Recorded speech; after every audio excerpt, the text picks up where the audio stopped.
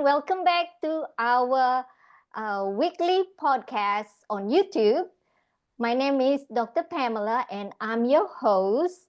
And today we're going to talk about the topic that always come in clinical setting. People always ask us this question, okay, especially women's health. Okay, they ask about what can they eat to be healthy. So today, like last week, I'm joined by Dr. Erin, a fertility coach and also a licensed acupuncturist and herbalist. So today's focus, we're going to talk about cold food. All right, why is it cold food with traditional Chinese medicine? Why we have to avoid cold food? What is cold food? So we're going to break it down, this topic, okay, what it means to warm the womb and how this all ties to menstrual health, digestion, and vitality. Okay, so let's get into it. Okay, Dr. Erin. So All tell right, us I'm about ready. so tell us about this cold in traditional Chinese medicine. So, in Chinese medicine, you have to imagine they were writing this concept thousands of years ago, right? So, they didn't use fancy words that we have like inflammation and stuff like that. They used really obvious words. Things that were hot and red and swollen, they said, this is heat. And things that were under functioning and slowing down and getting stiff and turning purple and dark, they said, this is cold, right? That's not a leap. So, that's what we're talking about. We're talking about in the internal body, you've got things that are getting hot and inflamed, and you're getting things that are getting cold and sluggish and slowing down. So it's kind of our general how we look at cold in the body. Mm-hmm.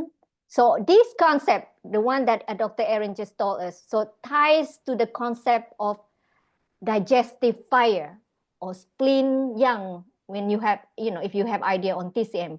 So when we talk about yang, this is basically the warming part. Mhm. Okay, and it's essentially we talk about the fire. So when we eat cold stuff, right, you putting up the fire. Right. Okay, so eating food like ice cream, raw salad, or ice water. I'm not saying you cannot eat this type of food, but we have to be mindful that do we have the chi or the life force to digest this food for our nourishment, Right. right, Dr. Erin? Yeah, absolutely. And I loved when my teacher said, the stomach is like a cooking pot. Mm-hmm. You put a pot on the stove, you put the ingredients in, you add some fluid to it, you turn on the heat, and then it starts to cook. Without the heat, it's just going to sit there. And the longer it sits there, then it starts to get funky, right? If you just Yeah, put food in a pot and didn't have any heat, it's just going yeah, to go rancid. yeah. So that's the stomach that we talk about in Chinese medicine. So, all of our teachers, and Pamela, this might be part of your culture because you're from Yes, Asia. yeah. It's that idea that the stomach should always stay a little bit warm and that fire should always be bubbling Mm-hmm. for ultimate best digestive purposes. And so in America, we have this unfortunate thing where we think everything that's healthy is cold and raw and we should blend Yes, it up and drink it through a straw. And that's yes. like the antithesis of what Chinese medicine and Asian medicine in general suggests about food. And we keep often hear this symptom in clinical setting, right? Oh, I'm bloated. I feel fatigued. I feel cold all the time. And when you ask them what type of food, they will tell you, I'm eating a healthy food. I'm not trying to like shame nobody.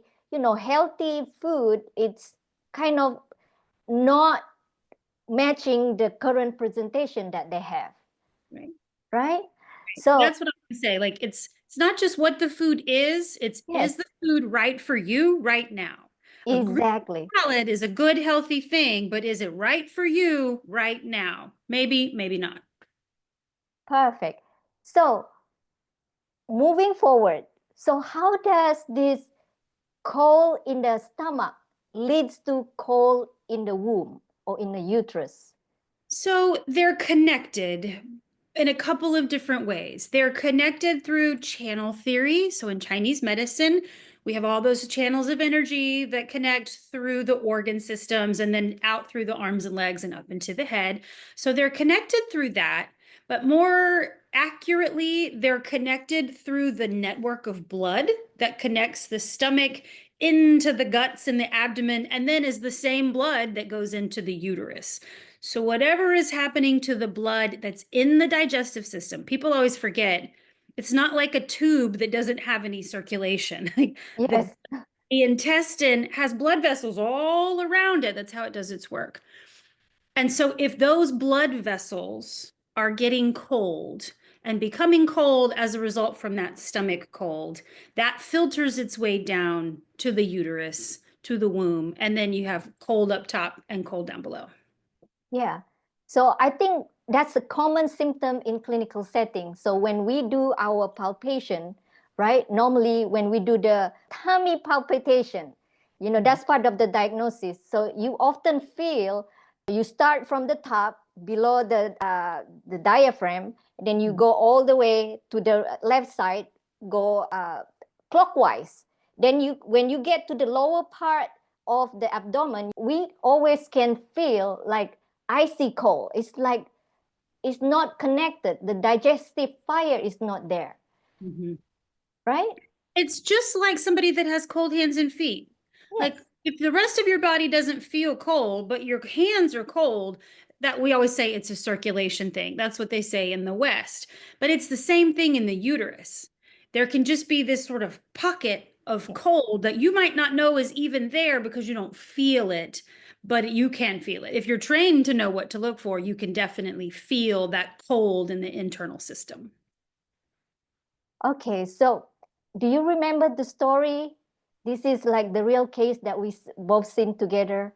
A Western taught nutritionist that coming in uh, for fertility case. She was trying to conceive but was unable to conceive properly because the digestion, weak digestion. When we asked her what her diet like, she mentioned everything healthy, but in our framework, nothing of her framework matched the current body presentation. Mhm. Right. So, and then when we changed her diet from the raw cold and the morning smoothie, ice cold smoothie, she got pregnant the next month. Yeah. So Yeah. that's how amazing food therapy is with in conjunction of trying to receive your pregnancy. Right. So let's get a real talk over here. So if somebody asks you a question, Dr. So it's smoothie bowl in winter is a womb friendly diet? How you No. answer that question? No, that's unfortunate. It's the equivalent of a smoothie, right? If you look around the world, there's no other culture that says freeze all of your food, put it in a blender, and then grind it up and drink it through a straw. Like people just have historically never done that. So it's a very new age Western thing. I'm not saying it's bad. I'm saying for most people that have a normal constitution, it's too much. It's too much cold and it's too much goo, and that's not what your stomach really wants. So a smoothie or an acai bowl, which is a lot of frozen sugar, those are not womb friendly foods. Those are things that, yeah, they really do that cold slowing down thing in the body. Sorry. That's great. So what is your suggestion? What some type of foods that you can suggest to these people? Like simple, easy to, you don't have to think hard. You don't have to like really get a chef to cook for you. It's a Right. simple, yeah. So we do, porridge. You hear the word porridge. It's definitely a Chinese medicine thing. It's like, you can use cooked rice or oatmeal or something like that. But the idea is that it's a warm cooked product. Warm eggs, things that have actually been heated through. So that's the thing. I recommend people sometimes make the little egg, the little eggs that you bake in the muffin tin, and you can put some Yes. seeds in there, but it's getting away from all the cold, and two, it's getting away from a lot of that sugary stuff. So it's just kind of flipping the script.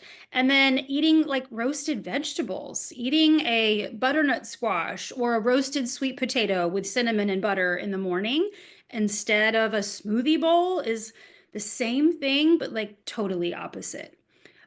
Because it's all warming and spiced, and it's meant to activate the body as opposed to cool the body down. Mhm. So there is this type of people will tell you, oh, raw food have more nutrients because they are fresh, right? And when you tell them it's only beneficial for you, I mean, the raw vegetable or raw food only beneficial for you when you have enough chi. Right. So it's okay to like warm up your food, cook your vegetable, you lose a little bit of the nutrients, but you're not losing your. So it's Right. more like we have to plus the chi up because that's the one that's gonna help you through the process of receiving the pregnancy. Yeah, absolutely. And for a lot of people, if they're really, really addicted to it, I'll say it's not that you can't have it ever, but you can't have it every day. So Yes. let's go down to 2 smoothies a week. And on the other 5 days of the week, I want you to eat something warm or whatever that looks like for them. And that way they don't feel deprived, because a lot of people are just really addicted to it, Yes. but they're also having much more opportunity to do what's a little bit better for them. And usually within 2 weeks, they feel dramatically different. Yes, I agree with you with that. Yes. So okay, so let's wrap up. All right. So warming the body through food not only support us with the digestion, but it helps with the menstrual cycle, Right. fertility, and basically Bowel the overall, movements. yeah, Right. your mood, your vitality, you're not fatigued anymore. So it's all about the digestion. It's all about the middle. So Dr. Erin, so if our listener remember one thing today, right? What should they remember from this conversation with you? Always start your day with a warm cup of something. If you're not a coffee drinker, fine. Have a hot tea, a hot water with lemon.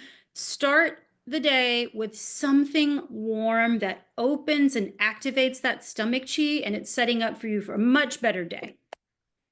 Perfect. So warm is medicine. I love it. Yeah. All right, everyone. Dr. Erin, thank you so much for your wisdom today. And thank you for all the viewers, the listeners.